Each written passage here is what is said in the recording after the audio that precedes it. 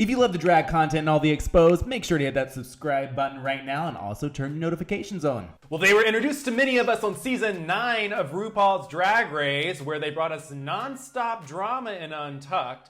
Came back for All Stars 3, where yes, they really did jump from there, and have since given up the drag persona to concentrate more on their creative ventures as an artist, such as their new song, 21 Roads. Their name is Aja, and they're about to be exposed. Hey, Aja. Hola, I feel exposed already, honestly. Well, I do want to get into a little bit about your life. I think like the cool thing about you as an individual is like, as I was actually like researching you, I was like learning more and more and more about you. And I think that you have so many layers to you that a lot of people don't know. And I think that you also have a big misconception about you sometimes. And I think that like, I'm excited to hear from you and talk to you just because I want like people to see the Aja that they should know. I definitely appreciate that. I think that like anything in life or anyone, there's so many facets that not everyone gets to see. So I do think that unless you are actually interested in researching me, you will never know exactly who I am 100%. Exactly. Now, let's get into the start of your life. You were born and raised in Brooklyn? Yes, I was born and raised in Brooklyn. What, looking back on it, what was Brooklyn like in the 90s? Brooklyn in the 90s definitely was just a melting pot of culture. I grew up in Bed-Stuy. It was just very heavily Latino and Black, and everything was kind of family. Like, the person at the store was your cousin, even though you don't even know them. You're like, that's my cousin, that's my friend. Everyone gets along. Shit's still going on. It's still, it's the 90s. There's a lot of gang violence. There's a lot of drama happening. But at the same time, the culture was so alive. The music, the talent, undiscovered talent at that, maybe even till this day. Brooklyn definitely, it was everything, honestly. But I lived to see the gentrification and the changes. Looking back on your life as little like prepubescent, early teenage years, what were you like? Girl, I was just so secluded. I don't know how to describe it. Like, I definitely was weird. I feel like I had a hard time making friends. I was always bossy, and I blame it on being a Capricorn, but I was always bossy. So, people didn't like me. I had an attitude. I don't know. That was pretty much it. I wanted so much to just be loved, and I just couldn't stop being weird. So it was that conflicting nature there. I've never, ever wanted to change for just anyone or anything unless I felt like it was a positive growth change for me. So, yeah, I basically didn't have friends. There would be periods of time where maybe like I had a friend for a little while because, girl, if I didn't have friends at all, I probably would have been 10 times crazier than I already am. But I had like very influential people who would come in and out of my life. Now, I know that there was an article in 2018 from AM New York, and you stated that you often like struggle with PTSD and anxiety from like kind of having a broken family aspect, and then you were adopted, and drag ended up bringing you out of that. Like, I would love to hear how you stumbled into the drag aspect to become, how that shaped and formed you into today. Like, how did you stumble into it? First and foremost, literally, I felt like right before drag and what even led me to drag, it was like, who the fuck am I? Not knowing who your family is. I found out I was adopted at like 8. So it was like, okay, I had time to really grow up and still think about it. But the one thing you never really find out unless you do your research is, who am I? So this led to like all types of like, you know, where's my heritage? What's my culture? What are my real parents like? What do they look like? You know, I want to see where I come from. And, you know, of course, that same type of ambition plays into your identity. So while I'm going through all that, I'm sort of thinking like, you know, I want to dress up in women's clothing. Okay, so let's do it. And I'm over here, you know, thinking, oh, I'm that bitch. I'm like 15 years old, you know, putting on makeup and looking ridiculous. Honestly, like a bad special effects makeup artist. Just wild. I honestly looked. If I could go back in time and like really show you the old pictures that are nowhere on the internet, you would be like, oh, I know that girl. Okay, because it's that bad. It's like even worse than the most amateur queen showing up at a big drag competition type of thing. So I started making friends in the kind of, I guess, the youth gay scene in New York at the time with the youth center on 13th Street. And this other drag queen is like, oh, so I know you're trying to do drag. You should come do this competition. I'm over here like, whoa, whoa, whoa, whoa, whoa. Bitch, I don't have an ID. I'm not 21, but I can be, so let me know. And, you know, she goes, girl, this is what you're going to do. You're going to show up to the place before the bouncer gets there. You're going to take your ass downstairs. You're going to beat your face, and then you're just going to act like you've been there the whole night. So what do? We do that. So I'm over here at Posh Bar in New York City. I'm like 15, 16 years old, just literally in the dressing room with the drag queens who are there, who I don't have no idea who the hell they are. To me, they look crazy, but honestly, they're probably looking at me the same way. And next thing you know, I'm performing at competitions and all this shit. I by the time I turned 21 and I was even legal to be in the bars, I already had like 3 or 4 weekly gigs in New York City. I had one, you know, best drag queen of the year. Like there was a lot that had already transpired by the time I was even legally there. I remember all the bar owners were texting me, calling me like, what the fuck is this? Because I posted, you know, happy 21st birthday to me. So, well. Too bad. Can't do nothing now. I got paid. No, I know that one thing with you that upon researching, and also I've seen, you know, you tweet about it and you talk about it, is that finding your identity and actually figuring out who you are as a person. And you know, you identify more as like non-binary, right?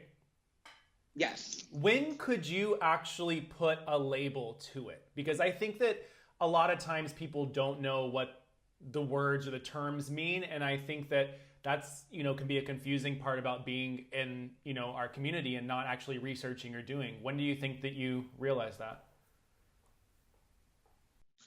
For me, I struggled with, okay, we're about to get into some deep shit like that's never been said or documented to the public. So this is exclusive. To be honest with you, when I was about 18 or 19, I started living my life as a trans woman. And I was like, okay, like doing the whole nine. I was like, oh my God, I'm gonna go on hormones. I'm gonna do this. Like I'm really trying to be cunt. Like I'm really trying to be like, oof. And I came out to my mother as trans, and my mom was like, yeah, she was like, that's fine. But then she was like, don't go on hormones, they cause cancer. And I was like, Mommy, everything causes cancer. This conversation is causing cancer. Like, no. But because of that, and also something else, I never went on hormones, but someone in my life at the time who was very spiritual was like, oh, you're thinking of becoming a woman. They were like, but there's a spirit with you that says that he's going to kill you if you do it. So, bitch, when I tell you, I believed it. For whatever stupid ass reason, I did. But there's backstory to that, but we're just not going to get into that part. But I was like, okay. And I kind of got manipulated by this. So I said, drag it is, drag it is. Over those years, I went through a very intense gender dysphoria and also like how I wanted to present myself. And I became very comfortable being masculine, but still feeling like I was a woman, if you will. And I started to really learn about queer identities, like non-binary, non-conforming, and whatever. And honestly, till this day, it still doesn't make complete sense to me. But when I use the label, it makes me realize that I am a non-conformist. I am someone who doesn't abide by the gender binary. And I, at first, really wanted to, I wanted to identify as a woman, but becoming so comfortable in my body as part of, I guess, my self-love discovery sort of thing. You know, we go through those things. It wasn't until then that I said, you know, I don't really want to go on hormones anymore. Like, I still feel like a woman. I don't feel the need to change it because I don't feel the need to prove to society anything. And then I just said, you know what? If I can't be what is a woman to me or a male to me, I really just want to be somewhere on the spectrum where I know I can float and be whatever I want. That's good that you came to that realization, because I know that from friends that I have and stuff, that can take a long time to realize. But once you realize and accept, then it's like you can live your life on this spectrum and be who you are and who you're meant to be. Yes, and I think that also, I just feel like there's so much emphasis on gender roles in everything that's commercialized, especially in America right now. I think it's kind of cool that we could look at the space between that and not really let genitals define everything you are. Because what it just seems like is from being young and growing up, there's all these things that are forced upon you, or that are like, it's like if you try to step into the feminine side and you're born male, suddenly it's like, it's so shocking, you know, boys playing with dolls, girls playing, like it starts there, but people don't realize how that grows. And I feel like that's why there needs to be so much more emphasis on discovering not only where you stand on the gender spectrum, but also learning, part of that is also learning to respect the fact that it is a spectrum and that someone could lie anywhere on that spectrum. Well, you end up in the year 2017. You're announced as a contestant on a little show called Rupaul's Drag Race. It was season 9. How many times had you auditioned? I had sent in a tape the year before for season 8, and I was very unsatisfied with the tape I sent in. So I was like, you know what? This is me being my own perfectionist, my own worst enemy. I'm like, I don't think I'm gonna get on. And then I don't get on. You know, spoiler alert. But, you know, I try out the next year, and I'm gonna try out anyway. I've been filming this fucking tape for, God knows, already like 8 months, just like shoot a look here, shoot a look there, do this, do that. And then, you know, when the rules come out, I'll just, you know, edit it around what I already have done. You know, I got reached out to by the casting firm, and they were telling me, you know, we saw your social media, your Instagram, and we wanted to suggest or like, you know, push for you to send a tape in. And I was like, me, you know, Oh my God, okay. But I was already working on the fucking tape. So, I'm trying to be like, girl, yes, I got you. I send in my tape pretty early, and I get one call literally on the worst possible like moment, because I had to do a Whitney Houston theme show at where was it? Was it at Industry? It was Queen at Industry, and it was hosted by Holiday, who was being a disgusting cunt. She was being so rude that day, and I really wanted to drag her. And but I gotta say, love Monet Exchange. She was in the show with me, and she was the one who just like held me together. So shout out to Monet. But yes, I'm getting ready for this show. Just travel to the city for the rehearsal. Coming back, barely gonna have time to eat. I literally sit down and I'm just like, you know what? Well, the honest truth was, I was like, okay, girl, like I'm about to rub one out before the gig. But then, literally, the most awkward time, I get a call and it's a 323 number. And I'm like, oh shit, bitch, this is Los Angeles, But then part of me thought, because I had just got kicked out of an Airbnb like a week before, I was like, bitch, it's probably the Airbnb, because I almost wasn't going to pick up. So I said, hello. And they were like, can we please speak with Aja? And mind you, so my Airbnb name is Aja. Ever since I've been doing drag, I pretty much identified as only Aja, just to throw that in there. So I'm like, fuck. Yeah, who's this? And then they're like, oh, this is World of Wonder, blah, blah, blah, the casting firm or whoever the fuck it was. And they're like, we wanted to call you and let you know you made it to the next round. You're getting a background check, and we are going to schedule, what's it called? A psych evaluation. So I'm over here like just stunned. So I'm quiet. One, because it was a very awkward moment. Two, because there's a lot of information to digest. And I'm just there like,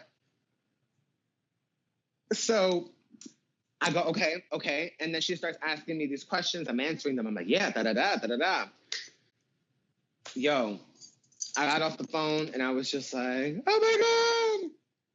I cried like a little bitch. And then I remember my friend who was helping me out got home and goes, I tell them obviously, and they go, yeah, but girl, this is the first call. Don't get hyped, because if you get hyped and then it's a chop, you're gonna be devastated. So I was like, fuck.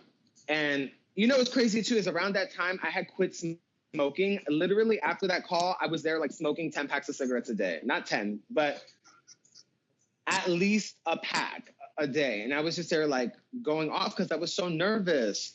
And it was bad too, because I also had just stopped dealing with anorexia. So I'm over here also like trying not to relapse into that. And anybody around me at that time could tell you that I was like almost just,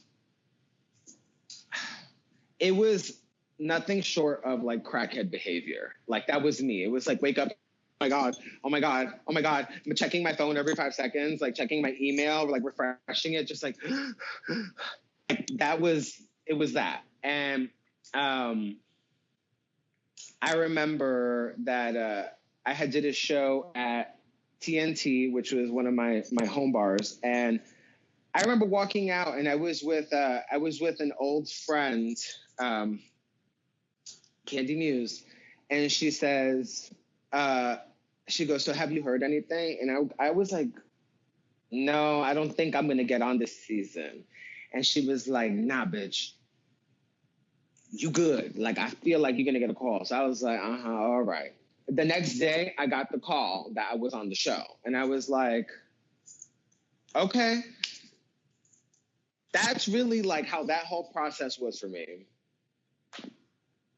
It was fierce. So you got the call when you were literally having a dick in your hand. Yes, and it just happened to be mine. No, a little serious note, I know that before that you ended up on season 9, that you ended up having a domestic violence situation with a previous ex of yours. Did that impact you in the competition? I think absolutely, because at the time, so I was in just a very toxic relationship, and it wasn't like I was an angel. Girl, we were both just venomous snakes, just strangling each other. Not literally, but just very figuratively. It was just a lot of fighting, bickering, staying up to 8, 9 in the morning, going at it. And the thing was that at the time, we had broke up, and then we were still living together, and it just obviously that creates conflict. But, you know, who got money to move? Where are we going? Like, what's going on? And it just became a lot, and everyone around me knew what was going on, but nobody wanted to get involved because, you know, it's becomes a personal thing, or I mean a private thing. But that motivated me so much to get on the show, because I said, you know, what I want to do is I want to be set free, and then I will still uplift the bitch, and, you know, we will prosper, but we will go separate ways. And that's exactly what I did. But that motivated me so much, because I couldn't do it anymore. And when I got to the competition, I remember the first few nights there were very difficult for me emotionally, because it was the first time I had ever been in such a quiet, like, atmosphere, like, you know, being in a hotel room by myself. And it really was so eerie. I would have night sweats, and I would have nightmares, and, like, I was just freaking out. I think when I got there, I had a sinus infection, and I couldn't sleep because I'm asthmatic, so I couldn't breathe. And I was just like, bro. So it was like that on top of, like, oh my God, all the shit going on at home. And then now the competition, you know, that not only when I got the call, I was broke as fuck. What was I going to get? Like, I was like, they're asking for a lot of shit. So also at the time, foolish little me thinks, oh my God, Drag Race is about talent. So I'm going to go and sew all my garments, and I'm going to show up and be like, bitch, yes, I made this. Boo Boo the Fool, when I look in and everybody shit made by somebody else. And I'm just like, oh my God, you know the little tags on Instagram, hair by, dress by, this by, that by, like, literally bitches are opening the suitcase and the tags are coming out. And I'm over here like, yo, I was like, this can't be good. This can't be good. So, you know, I'm already going around like, and I'm like, yo, I hope that the categories that they call first are the ones that I got all the good outfits for, because I had commissioned my unicorn outfit from B Kala, and he was generous enough to say, you know, are there other categories that I may have stuff that can help you? And I was like, oh my God, really? And he let me borrow some stuff, which was funny because on the first episode, this edit made me seem so aloof, like, look at me, look what I have. I'm like, girl, that shit ain't mine. I'm borrowing that. You were known for your, I would say you're not afraid to say how you feel. And of course, you know, you had your moment that was one of the first, I think, viral memes that I remember from the show, of your little exchange with Valentina, and you're perfect and you're beautiful. And oh my God, they said so many things. Like, you're perfect, you're beautiful, you look like Linda Evangelista, you're a model. I had asked you on the red carpet of the finale if you had planned that, and you said no. Like, literally just like came out of your mouth. You didn't even think anything of it, and then it became something bigger. Do you wish that you would have kept quiet more on season 9? Or do you wish that, are you glad that you did it? I wish that I would have went more off, because these bitches deserved it. And because people have bad attitudes and didn't want to get called out, everyone thought they was the shit.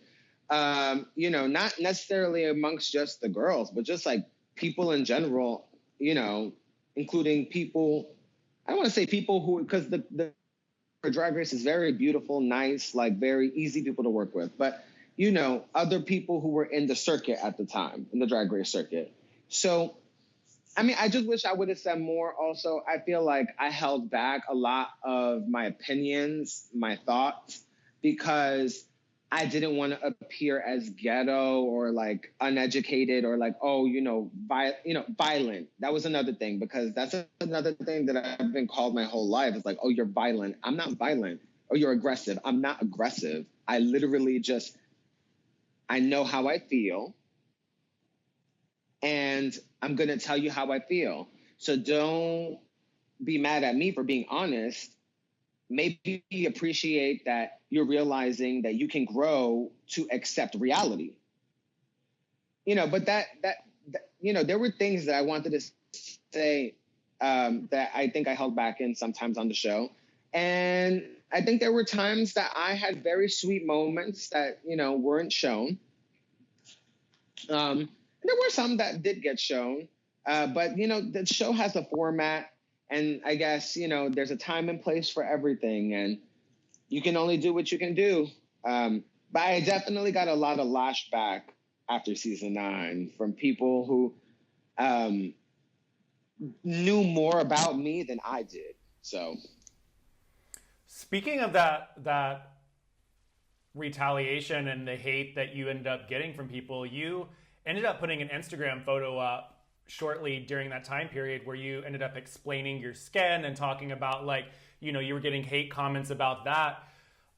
Did you experience a whole lot of hate from the show? Yes. I got a lot of hate for the Valentina thing, and a lot of people, you know, it was very much always like a comparison thing, or people would try to use her name to shit on me, or just stuff like that. And also I got a lot of comments about my skin, and it was then also, you know, but that made people think that I had like this crazy like acne scar issue, which to this day I get messages like every week, at least 2 or 3 of them, of like, oh my God, I have acne, and, you know, you've inspired me. And I mean, I'm glad I could inspire you, but I don't have the same situation. But that a lot of things like that came out of that moment, and all the bullying that I did get, because people were picking at shit sometimes that didn't even exist. And then it was just becoming a rumor that was what was the tea. It definitely was a carry, though. The show has had its ups and downs with me and bullying. Season 9 was okay. All Stars 3 for me at the beginning was disgusting. And as the show aired, it got good. And I started to get a lot of like support. About a year after that, when I started being real about how I felt and how everything, that's when, you know, people were like dropping like flies. And, you know, since about then, I've lost like 200,000 Instagram followers, maybe even more. I've lost like a shit ton of Twitter followers, you know. And it was funny because I was also getting gaslit by the fan base afterward. And imagine all this happening on top of having like a personal identity crisis, and then having another toxic relationship, touring every night, having like suicidal issues. Like, it became such a like, oh shit. Like, after All Stars, it was like I rode a tornado, bitch, and it just went bam into the ground. All Stars, speaking of, you end up on All Stars 3. Ayo, sis! Oh, Lord. I have some unfinished business. Trixie shoots all your acts. Oh. No, you have to wait there. I f it up every time. My name is Aja, and I'm here to f it up. And that is a year later. That was a very close match for you from season 9 to All Stars 3. Why do you think it was important for you to go back so shortly after? Why did you decide to do it? I decided to do it because I knew that the only thing that was really standing in between the way of me doing well on the show and not doing well was money. It was the situation I had going on at home. But since at that moment in my life, I had the funds and I had the feeling of security. So I said, bitch, yeah. If I had that in season 9, girl, these bitches would have been shoveled to the side. But when I went on All Stars 3, I think a lot of people gagged because they were like, what the fuck? Oh shit. Like, this is the same bitch who like a year ago was getting dragged for the makeup and the look and the this and the that. And here she is like stunting on the girls. Because let's be real, I was stunting on the girls. They came prepared to see me and they gagged. And I know they gagged. They did gag, and you killed it in the talent show. You jumped off the lovely thing. You became a meme again. You became a GIF. And was that supposed to be bigger? I swear I heard that from you. So it's not just even that. I had this whole idea to start off on like a samurai swing. It was supposed to be like a production. And, I didn't find out till the day of that the production was not happening, that, certain things couldn't get cleared and they couldn't get certain licenses. And I was like, oh, of course, you girls decided to tell me the day of. So I'm thinking that was gonna be my shtick. So what do I do now? I went to the hotel room and we had YouTube. I don't know why, but we did. And I was using it. And I said, okay. So I was in the room and I was like, bitch, I need some inspiration from Miss Alora Blahnik. And I was watching all of her Vogue videos and I said, bitch, I was already going to do like this kind of Vogue-y burlesque type of thing. But then I was like, bitch, I should just give it to the girls. So I went and I told them, I said, I want a block. I want something to jump off of. And they were like, what? And I was like, yeah, whatever. And they said, how tall? I said, 6 feet. And they were like, okay. Just for reference, they came in and they made me sign a waiver. Like, saying that if anything happened, because I like to do acrobatic stunts, that I was responsible. They And basically were like, we don't want another Eureka situation, so we're going to make you sign your life away. Right, but I was like, girl, this ain't nothing, but okay, damn. So, they took it down because Kennedy needed to do that leg thingy. I don't know what it's called. No, it's like she cartwheeled onto the box, that. So she had to reach it and they had to lower it.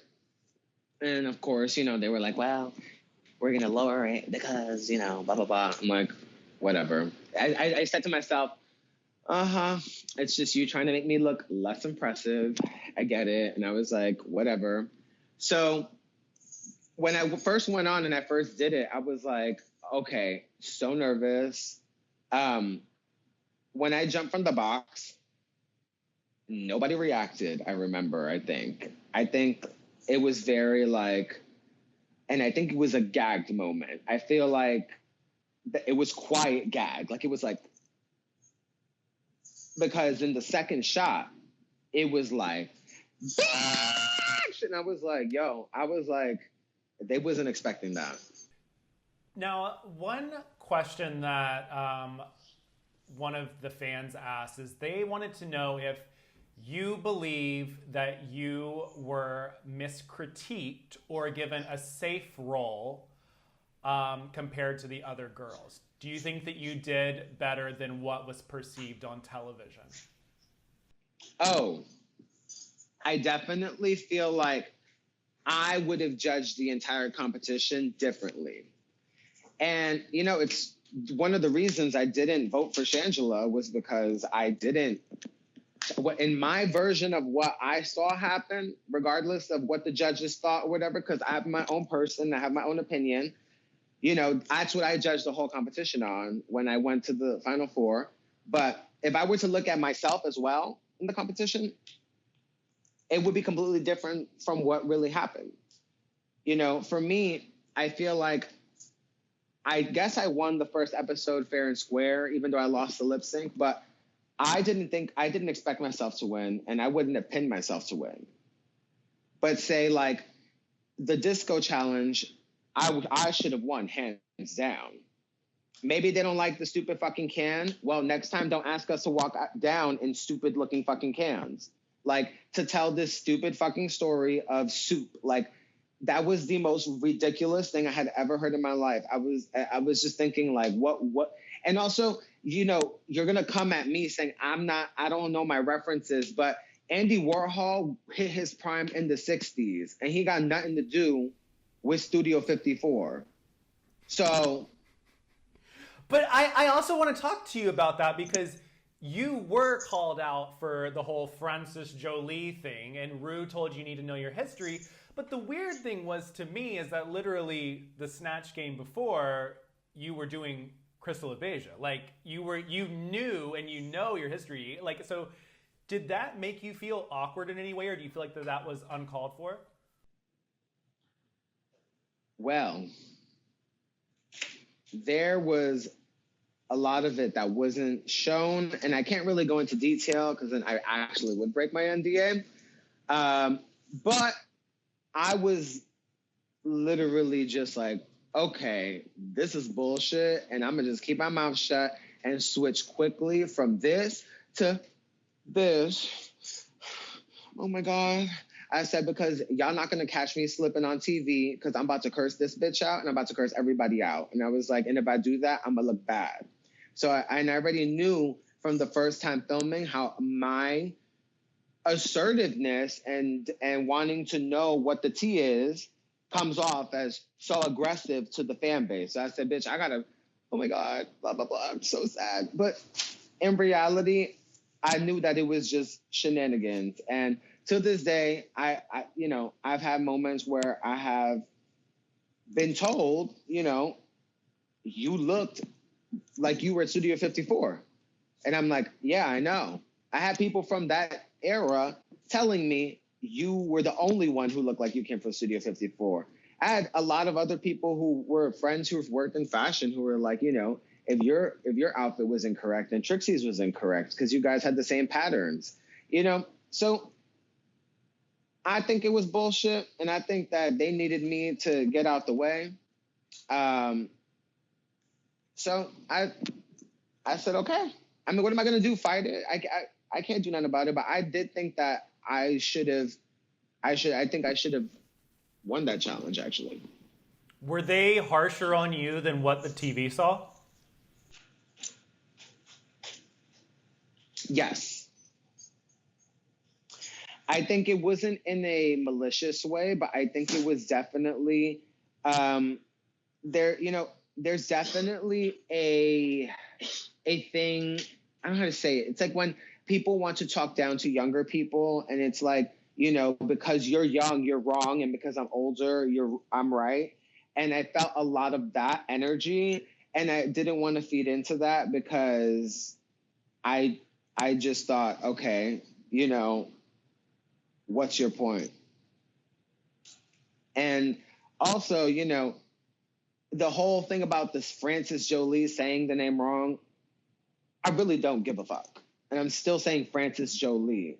And I cursed her out on Facebook too, because she came forward, was like, oh, thank you, my Queen Rupaul, for educating that queen on my name. And I was like, excuse me, bitch. If it wasn't for me, your name would not have been exposed to millions of people. So you should sit back and appreciate your airtime and leave my fucking name out your mouth.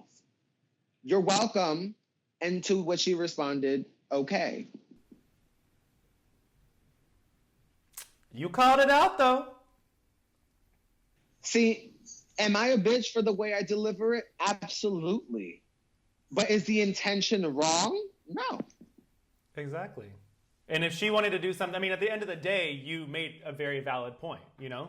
Like, Because of the mispronunciation of it, you literally did give a platform to who the hell is this person, and people were looking her up. I mean, if anything, if I wanted to read her, I could have told her I was trying to live in her footsteps, because the only reason she ever got her first gig was because Diana Ross couldn't make it out to Fire Island, and that's why she got that gig. But, you know, I don't know my references because I'm young, and I will continue to just not know shit.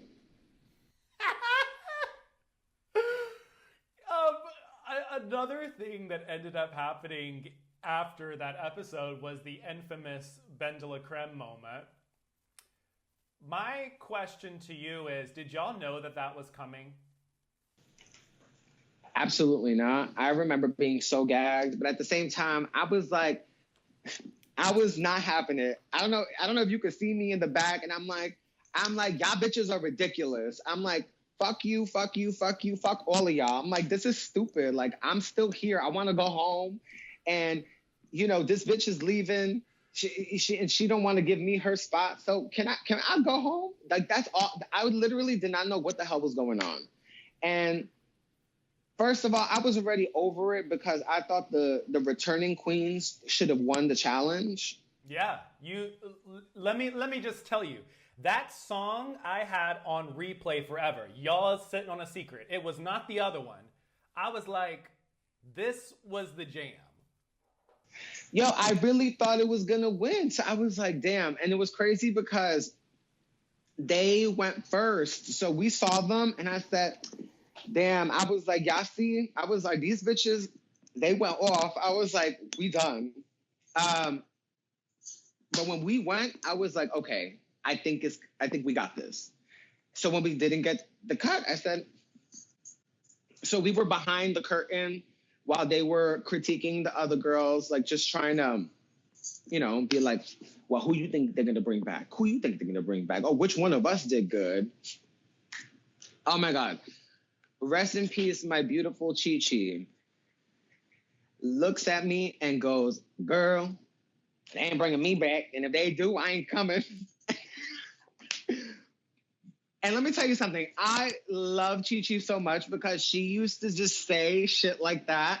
That was just so, like, it's so real. And I know she felt that way. And I thought that it was so cute that she could make humor out of, like, her, one, not wanting to be there. And two, like, you know, how she felt she wasn't ready. Like, I thought she was such a positive person. Ooh, I just tripped on something.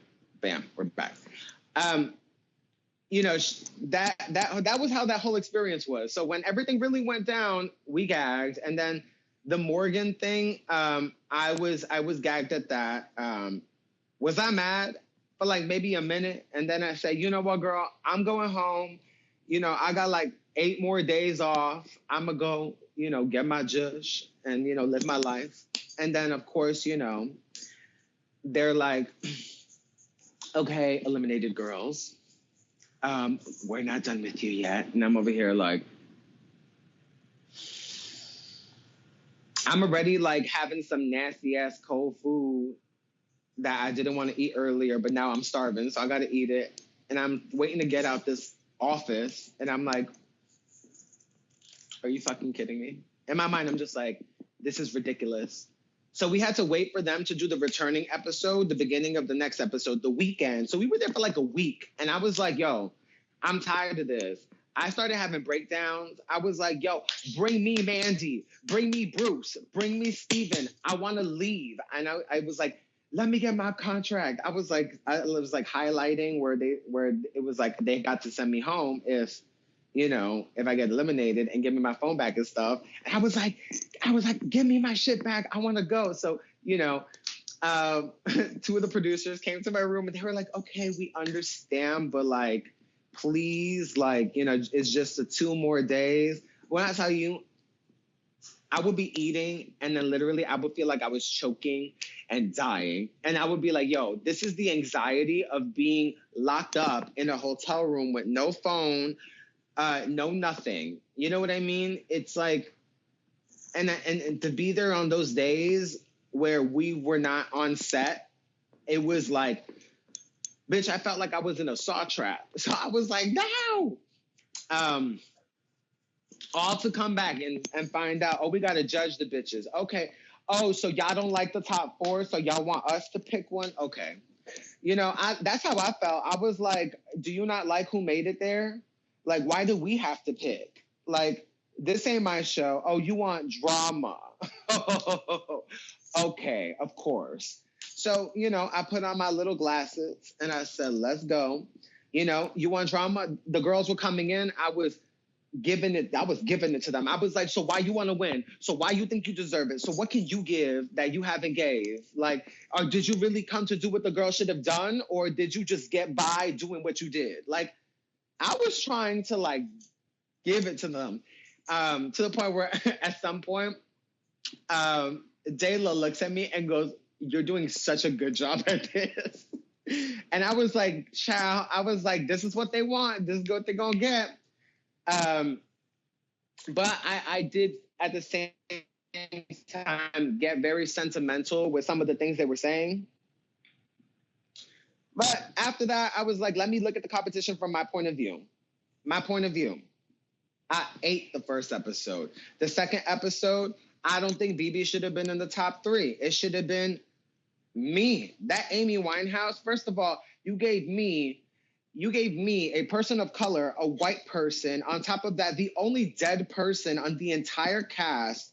And then you tell me you cannot make fun or make comical jokes about her addiction, which I wouldn't want to do, and I wouldn't want to do anyway. But that minimizes my character and my ability to deliver. And when I tell you I studied Amy Winehouse and what I gave on the show, from the makeup to the outfit to the tea, was Amy Winehouse, I was like, okay, I should have been in the top 3. So, you know, BB, you don't got that win from me or that level up.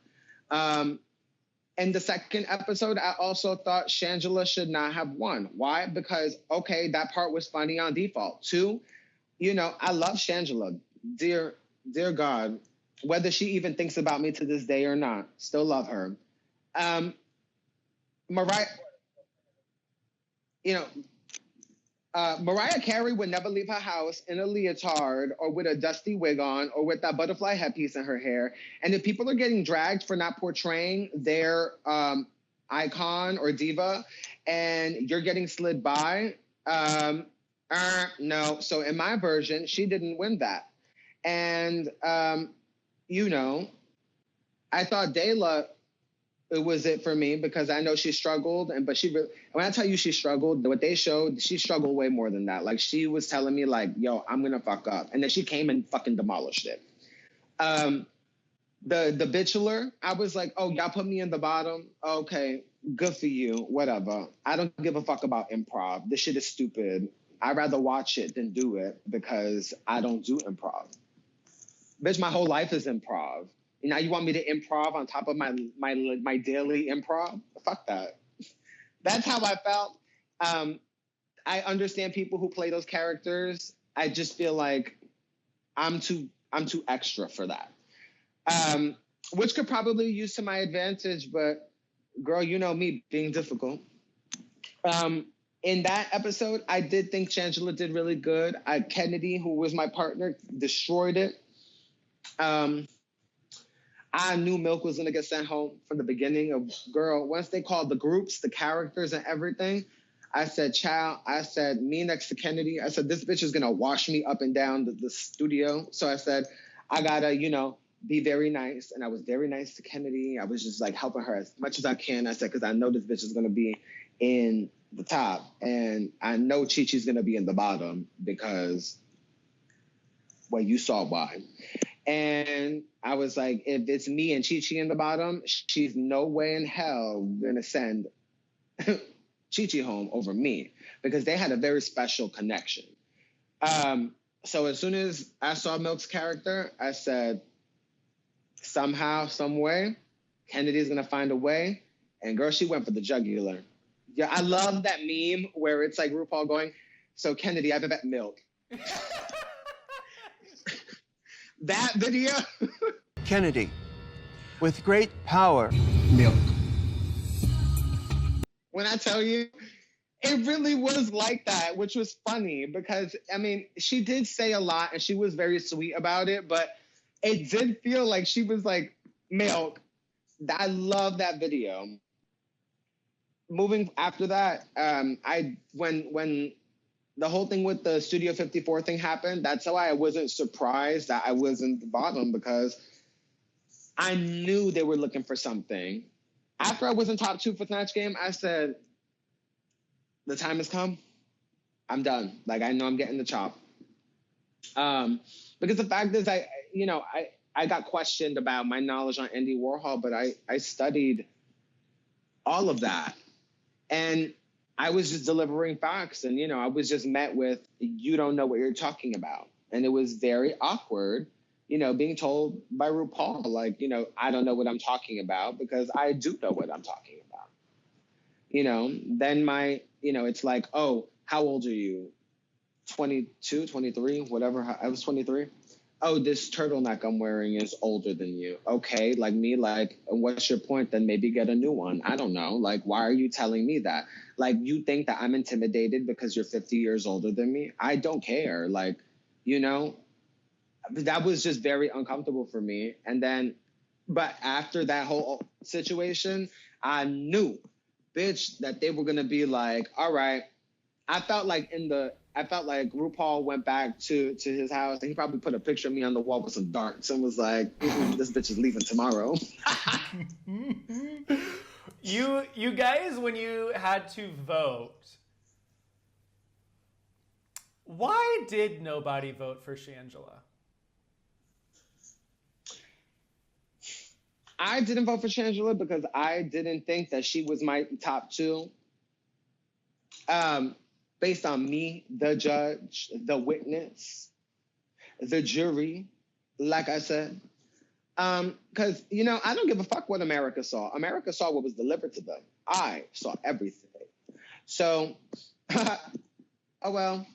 But I think that maybe there was a struggle of people connecting with them because, she was very herself. She was just very like rambunctious and diva, and that's not a persona. That is who she really is, and she's a kiki for sure. But when you're doing the professional stuff and the diva is still there, people are gonna get frustrated. But she was good. She just wasn't my top pick. None of them were. Fair choice. In my world, my top 2 was Dayla and me, and that was just my choice. So that's why I didn't vote for her. For other people, there was a rumor that there was like a conspiracy that somebody set it up that everyone was not going to vote for her, but I don't think that's true. I think people just didn't have an easy time. Look, if you look at who's on the jury, Chi-Chi is going to vote for Kennedy no matter what. And Chi-Chi was closer to Trixie than she was to Shangela. Like, Chi-Chi is also a very emotional person. She was going to choose from the heart. And that's another thing. Not everyone in competition is completely logical. Some people are more emotional. And that person was definitely Chi-Chi. Milk was going to be petty no matter what. And I live. So, she voted. She was going to vote for Trixie no matter what, because they were like the two, I don't know how else to put it. They were like the two white girls, like the Bimbettes backstage. Like, they was just like, they were cool like that. So I knew that they was going to have each other's backs. And I think everyone really vibed with Kennedy. And if you really saw her full, like, little discussion of what she said, I said, damn, bitch, I vote Kennedy for president. Like, that's it. Now, you touched on drag and no longer doing it. Are you now fully not going to do drag anymore? Is Aja the drag persona done? So I think a big misconception is that Aja was a drag persona. And I think that was a big misconception for myself, too. Aja is just me. And I think that I've always been Aja regardless of the clothing or whatnot. So to me, I realized that the reason I don't do drag is because I am drag. Like, everything I'm doing, if people think it's drag, it's drag. If they don't, it's not. But I'm honestly just someone with nice style, and I like to dress up and I like to look good, but I'm a creative artist. I'm a writer. I'm a visual person. I'm a creator.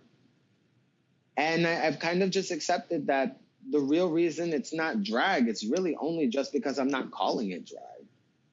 You know, but people, what I don't like and what makes me feel comfortable, especially, what makes me feel uncomfortable, especially as someone who's very gender fluid, is I don't like being told, like, oh, if you have, you know, you have to, if you're going to come to my arena, my stage, my place, you have to come dressed up as a woman.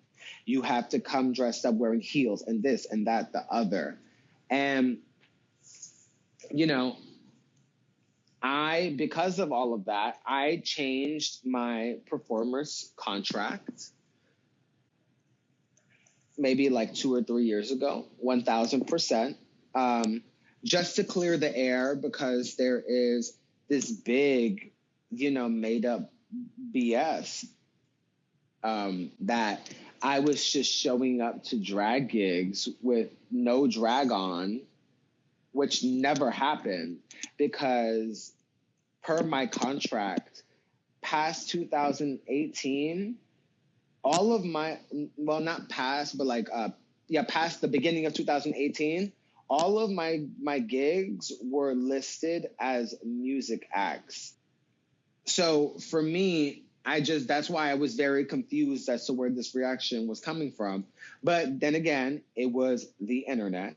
And one thing that Drag Race and the internet has taught me is that the internet is not a real place. Like, literally, like, just because you see something or read something on the internet doesn't mean it's true. It doesn't mean it's real. And I don't have to feel like sour about that. Let's get into your music. Now, you have a new single, which just came out very recently, called 21 Roads. And I would like to just say that when I was listening, there's something about you that you've grown as an artist over time, but you are very good with lyrics. You're very good with the flow. You're very good with the rhyming. Like, it all encompasses and it comes together. And I think that's what makes you a talented musician. Where do you think that talent comes from? So I've always been a writer. When I was going to school growing up, I've always been in, like, you know, creative writing classes. I've always been into poetry, and I was also into band, writing music. I even did orchestra too. Wow. I always forget about that. But I was always into just music itself. And when I knew no matter what, I always wanted to be a musician, whether it was going to be through drag or through this or through that. I wanted to be a musician. And I started writing when I was like 13, and it was just like really shitty writing, like really bad. And there's samples of stuff on the internet in places where I'm just like, ooh. But I knew it wasn't good, but I wanted to keep trying.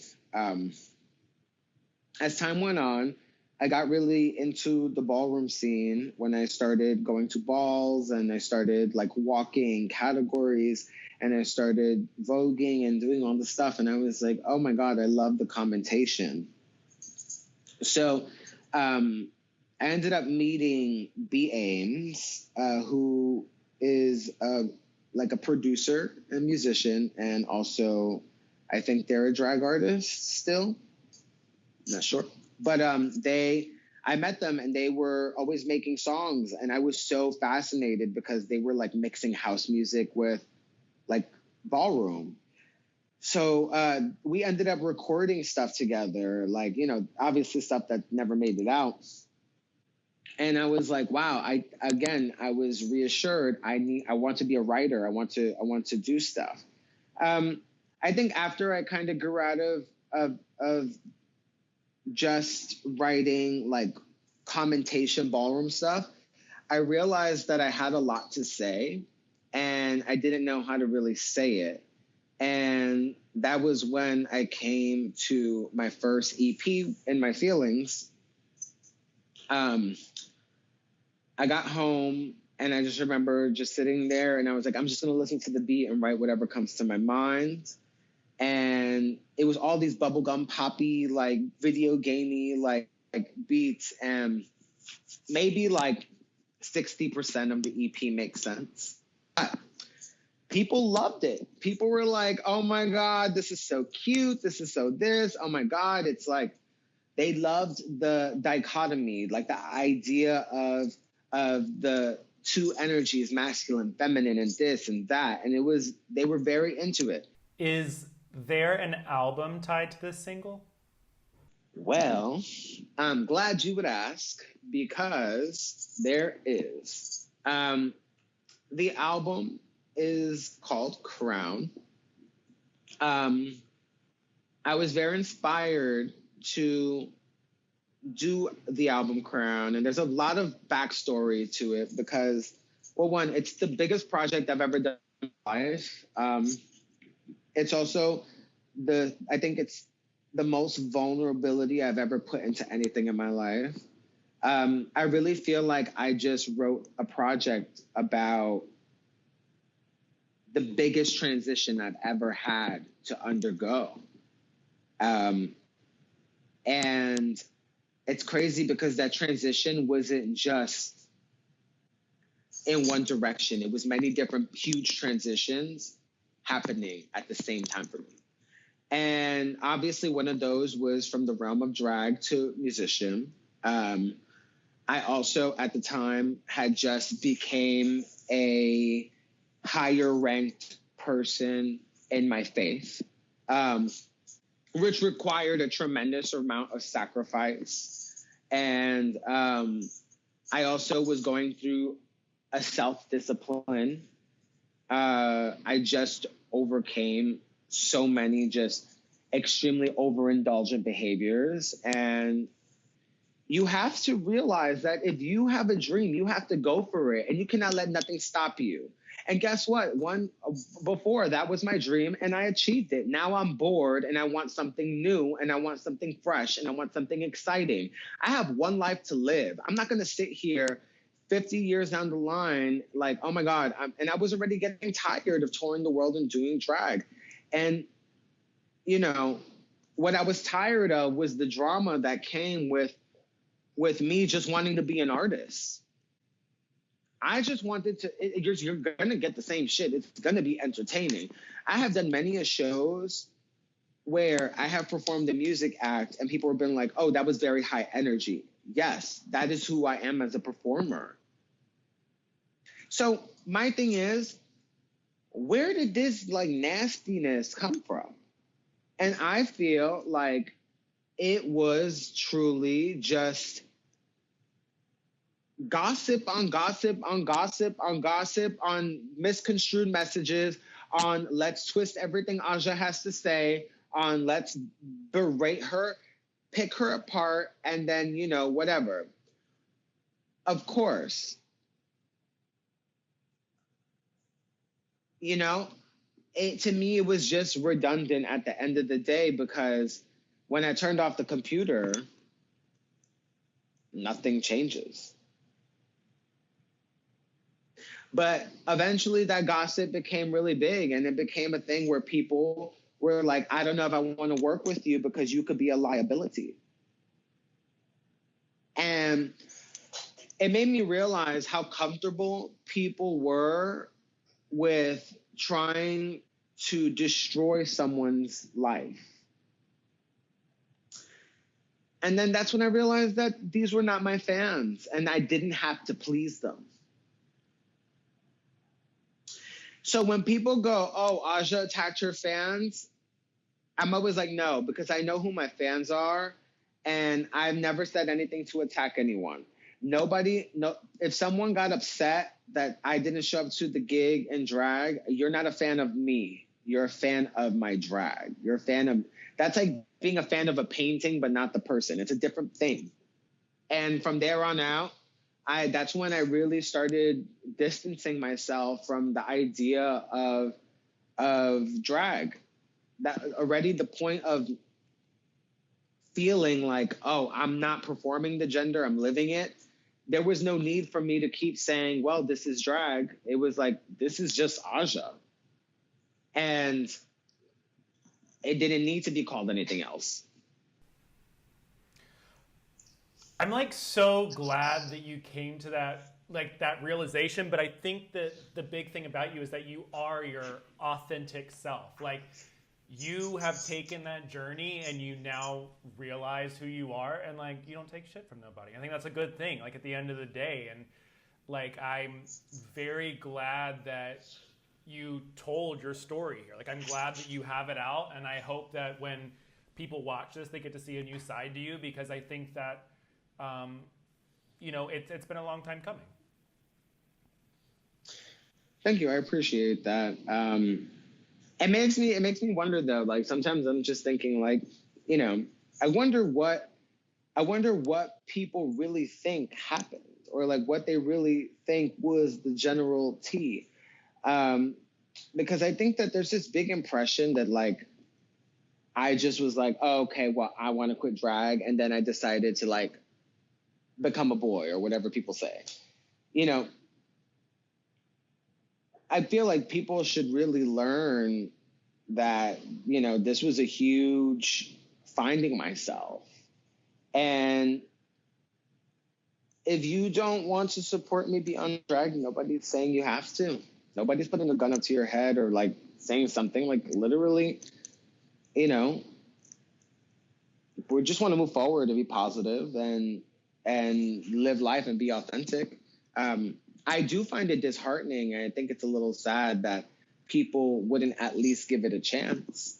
But, you know, I can't control people or how people think. And I'm a perfectionist, so I have had to accept that so I don't drive myself crazy. Well, thank you so much for sitting down and chit-chatting with me. I'm so glad that we got to have, you know, this conversation, and I think that a lot of people will be able to see that, you know, you are multi-layered and you have a humongous talent behind you at the end of the day. And it's like, just because you're not doing drag, who the fuck cares? You are, you know, in the community and you're putting out great stuff, so people should be able to pay attention. So thank you so much, Aja, for doing this. And tell everybody when your album's dropping, where they can get all that, and where they can follow you on socials. You can find me on Instagram at Aja the Queen with a K. I'm on Twitter at Aja Oshum. That's AJAOXUM. You can find my music any of the streaming outlets: Apple Music, iTunes, Spotify. Buy it on iTunes, because that's where we really get our money from. But for the girls who are on a budget, Spotify will do. I'll enjoy my 0.006 cents. And my album Crown will be releasing on May 21st. Oh, well, thank you so much, Aja. Be sure to like and comment down below, subscribe, tell us your favorite part. And I'm Joseph, this was Exposed, and that is Aja. Bye, guys.